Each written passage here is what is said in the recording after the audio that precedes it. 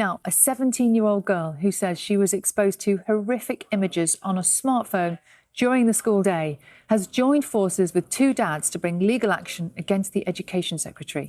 Yeah, Will Orr-Ewing and Pete Montgomery want smartphones banned in schools in England, and they claim that current guidance, which allows head teachers to set their own policy, is unlawful and unsafe for children. And Flossie agrees with that. She joins us now alongside Will. Morning to both of you.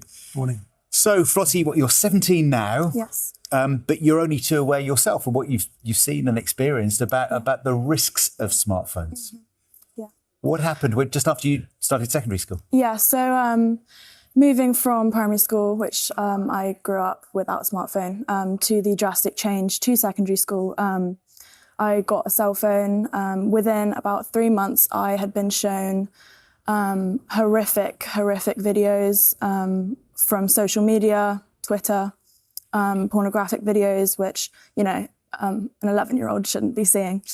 Yeah, so I saw a particularly bad video when I got off the school bus. It wasn't actually on my phone. It was showed to me like that in my face. And it was so horrific. The producers have actually asked me not to share what it is. I had to go home from school because it was disturbed me so much. And that's happening like every day, like all the time. Also in school, like airdrop is a massive thing. So obviously the appeal is to, you know, share something where you can get everyone's live reaction. It does happen at home, but, you know, people want to see a massive reaction from 30 kids in one classroom. So airdrop being, for people who are watching might not know, is where you can get sent an image or a video without clicking on it or choosing. It just kind of appears sent from somebody else. Yeah. Flossie, what was it? Obviously, you had a huge reaction to seeing something really horrible. What was it about that then made you think, I'm going to do something about this, instead of just staying upset or angry? What made you take the next step? So I've already gone through school with a smartphone. Obviously, the policy was see it, hear it, lose it. But, you know, teachers, it's very difficult to police that all the time. There's toilets, there's before school, when you're all together in the classroom before your lesson starts. In the corridors, there's so many people that the cameras can't pick it up. Teachers don't notice. So we're constantly on our mobile phones. And I just thought, like, you know, the amount of kids being exposed to such horrific things and, you know, phones being very distracting from classrooms, I feel like kids would benefit so much more by just not having them in school. Well, you're already campaigning on this. What does it mean to you have the support of a 17-year-old as part of your action? It's incredible. And she's so courageous and she speaks so eloquently about it. So we're just so encouraged to be able to show that it's not just two dads, but we're actually speaking on behalf of hundreds, if not hundreds of thousands of young people today. Why did you decide to take legal action? Well, I'm a former teacher, so I understand and I'm interested in schools. But I'm really here as a dad. I've got a 6-year-old and a 4-year-old. So they're still pretty young, but it's only a few years until people in their year group will be bringing phones to school. And it just breaks my heart that we're going to be doing everything we can at home to keep our kids safe. And we'll hold out as long as we possibly can before giving them a smartphone.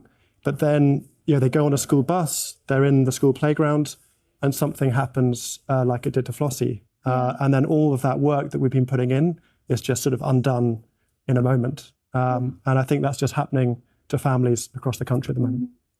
Even on school buses, like I know there was a talk about using pouches. Even on the way from school to the school bus, some kids have, you're still as compact as you are in a classroom. You're with more people, really, because you're walking to the bus and then getting on the bus, spending however long you do. It can just, happen just like a classroom.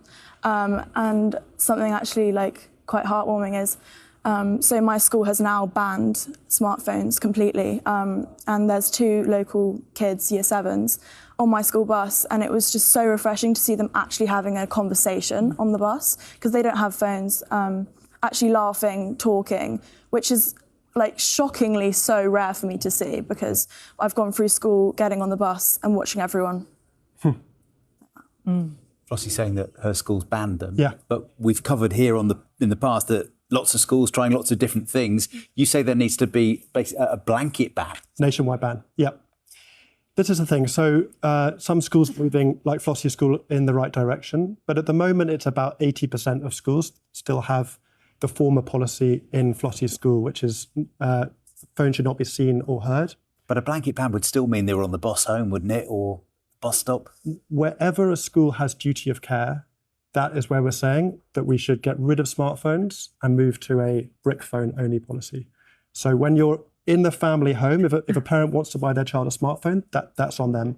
But as soon as a child leaves the duty of care of their home to the duty of care of the school, which is ultimately the state, we're saying that in their current form, phones are just too harmful for that to be sensible. OK, thank you both. We will keep across how it all goes. But thank you for now. Thanks very much indeed.